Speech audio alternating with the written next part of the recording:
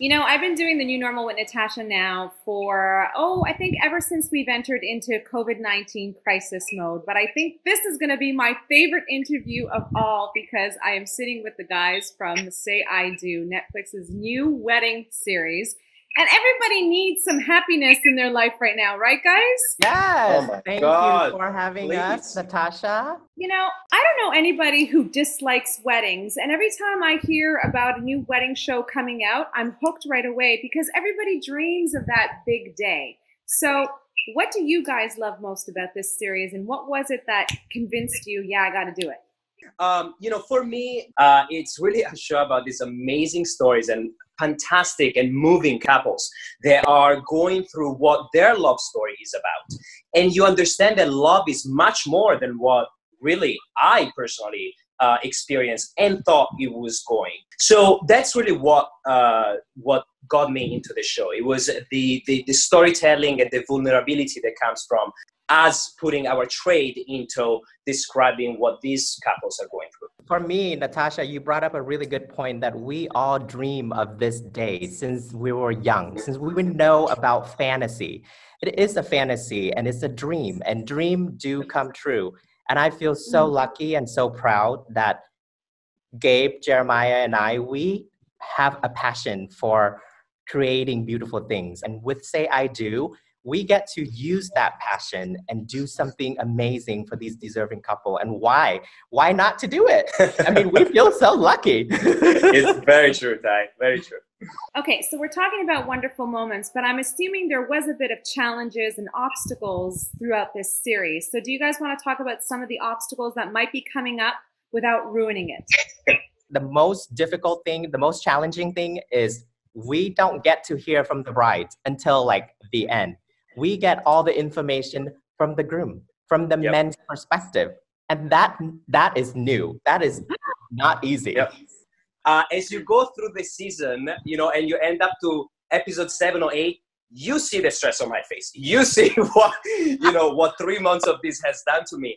And I loved every minute of it, as I know Ty and Jeremiah did as well. What advice would you give to people right now who were faced with like canceling their wedding this year, pushing back their wedding, or maybe even rescheduling their wedding to 2021? What advice would you give to those brides and grooms to give them hope? If you can wait, wait. If you cannot wait, do it simple. Do it intimately. Do it from your heart. Do what makes you happy. I think the mistake that a couple usually make in their wedding is they think about other people too much. They forgot about themselves. Yeah. And to me, I think when you celebrate that day, when you celebrate that moment when the two of you at the altar is just for you, for them too. And all of us are just in the background celebrating with them. So just think about you. This is just God's gift, or the universe gift to you to actually spend a little bit more time with your feelings, with what, like Ty say, it's important to you and what represents you. And so if postponing it or maybe reviewing the guest list means going back to a more intimate celebration, then let it be it. It's more authentic, and that's really what a wedding is for, is to show love and give hope to the guest that this love will really kind of sustain us all through life. Okay, so when the reset button is pressed and we all go back to normal, right? What is the new normal of weddings going to look like? Oh, that's a good question.